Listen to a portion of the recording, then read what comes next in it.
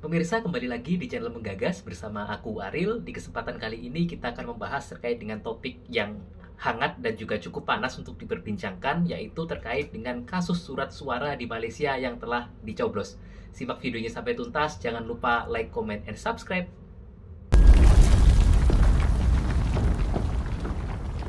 Badan Pengawas Pemilu atau Bawaslu menelusuri dugaan kecurangan surat suara di tempat pemungutan surat suara luar negeri di Malaysia yang sudah tercoblos. Bawaslu saat ini masih mengecek kebenaran terkait kondisi tersebut. Anggota Bawaslu, Loli Suhen, mengakui pihaknya memang kesulitan mengawasi distribusi surat suara metode pos. Ketiadaan anggaran menjadi kendala yang mendasari hal tersebut. Ia menyatakan bahwa yang Bawaslu awasi pada proses persiapan pengiriman yaitu memastikan data pemilih pos tepat jumlah, tepat nama, dan tepat tujuan sesuai dengan alamat dan proses kedatangan atau surat suara yang kembali. Menurutnya, Bawaslu tidak punya pengawas luar negeri pos karena ketiadaan anggaran. Berbeda dengan Panitia Pemilihan Luar Negeri atau PPLN yang punya kelompok penyelenggara pemungutan suara luar negeri pos. Habibur Rahman selaku Wakil Ketua TKN Prabowo Gibran menyatakan bahwa ada surat suara Pilpres 2024 yang telah dicoblos dengan pilihan pasangan Capres-Cawapres nomor urut 3, Ganjar Pranowo dan Mahfud MD.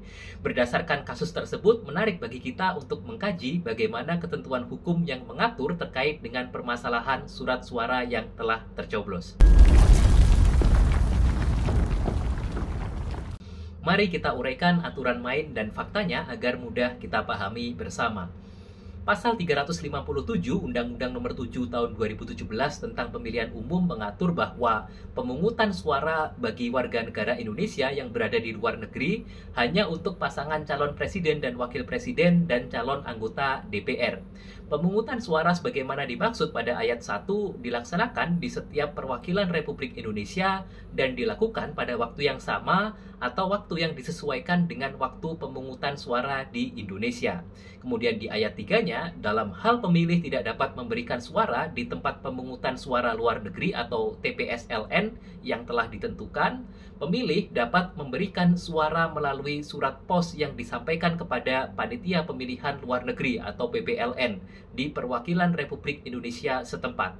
Artinya, menurut Undang-Undang Pemilu ada dua opsi untuk mencoblos di luar negeri, yaitu yang pertama, mencoblos langsung di tempat pemungutan suara luar negeri atau TPSLN, dan yang kedua adalah memberikan suara melalui surat pos yang dikirim ke Panitia Pemilihan Luar Negeri atau PPLN.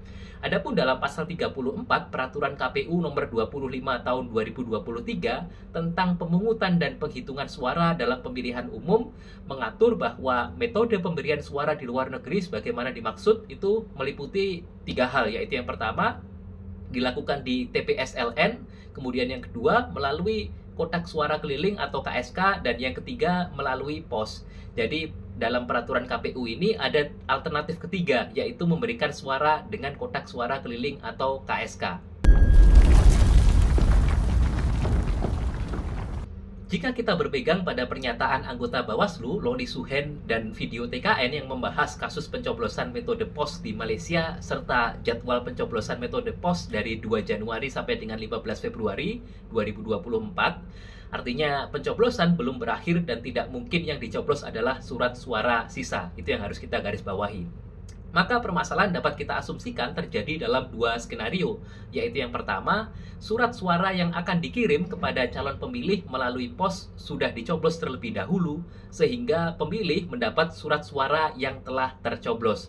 Atau yang kedua, surat suara dicoblos dan langsung dikirimkan kembali ke Panitia Pemilihan Luar Negeri tanpa pernah sampai ke tangan pemilih. Jadi ada dua alternatif skenario yang mungkin terjadi.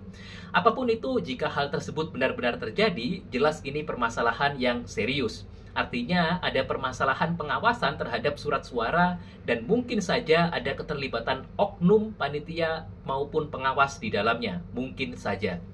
Padahal secara jelas dalam pasal 111 huruf A angka 3 dan 6 Undang-Undang Pemilu diatur bahwa Panwaslu Luar Negeri bertugas mengawasi pelaksanaan tahapan penyelenggaraan pemilu di luar negeri yang terdiri atas yang ketiga, pengawasan terhadap logistik pemilu dan pendistribusiannya di luar negeri, dan yang keenam, proses rekapitulasi suara yang dilakukan oleh Panitia Pemilihan Luar Negeri atau PPLN dan seluruh tempat pemungutan suara luar negeri atau TPS-LN. Artinya, Panwaslu Luar Negeri memiliki kewajiban mengawal logistik pemilu, pendistribusiannya hingga rekapitulasi suara di Panitia Pemilihan Luar Negeri maupun di tempat pemungutan suara luar negeri. Alasan bahwa pengawasan terhadap distribusi surat suara metode pos tidak dapat dilakukan karena keterbatasan anggaran, sejatinya kurang dapat diterima mengingat bahwa pengawasan tersebut sudah menjadi tugas dari Panwaslu Luar Negeri. Lalu, bagaimana jika pemilih mendapati surat suara yang diterimanya melalui pos telah tercoblos? Dalam ketentuan pasal 363 ayat 2 dan ayat 3 Undang-Undang Pemilu diatur bahwa apabila pemilih menerima surat suara yang ternyata rusak, pemilih dapat meminta surat suara pengganti kepada kelompok penyelenggara pemungutan suara luar negeri, dan kelompok penyelenggara pemungutan suara luar negeri itu wajib memberikan surat suara pengganti hanya 1 kali dan mencatat surat suara yang rusak dalam berita acara. Apabila terdapat kekeliruan dalam memberikan suara, pemilih dapat meminta surat suara pengganti kepada kelompok penyelenggara pemungutan suara luar negeri, dan kelompok penyelenggara pemungutan suara luar negeri itu wajib untuk memberikan hanya 1 kali surat pengganti tersebut. Artinya, mekanisme pemberian surat suara pengganti hanya dapat dilakukan 1 kali dan itu pun hanya terbatas diatur dalam pemilihan langsung di TPS luar negeri. Artinya, bagi yang melakukan pencoblosan melalui metode pos tidak diatur mengenai mekanisme surat suara pengganti, baik menurut Undang-Undang Pemilu maupun menurut Peraturan KPU Nomor 25 Tahun 2023.